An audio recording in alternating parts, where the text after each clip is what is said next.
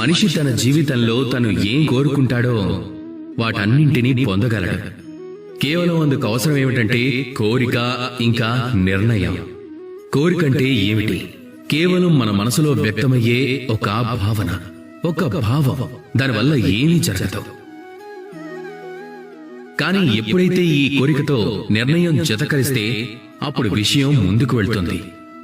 ఉదాహరణగా చెప్పాలి అంటే, మీరు ఎడారిలో ఉన్నారు. ఇక మీకు తీయని నీళ్లు తాగాలనుంది. ఇక ఇదేంటంటే కేవలం మీ మనసులోని ఒక కోరిక. ఎప్పుడైతే ఈ కోరికతో నిర్ణయం కలిసిపోతుందో అప్పుడు మీరు ఆ ఎడారిలో నీటి కోసం గొయ్యిని తవ్వటం ప్రారంభిస్తారు.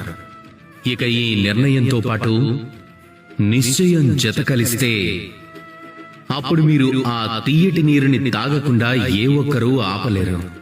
దీనికి చరిత్రే సాక్ష్యం. ఎవరు నిశ్చయం చేసుకున్నారో తాను ఏం పొందాలనుకున్నాడో అవన్నీ పొందుతాడు అని. అందుకే జీవితంలో తప్పకుండా కోరుకోండి, కానీ దానికి నిర్ణయాన్ని జోడించండి. ఆ నిర్ణయాన్ని నిశ్చయంతో ముడిపెట్టండి.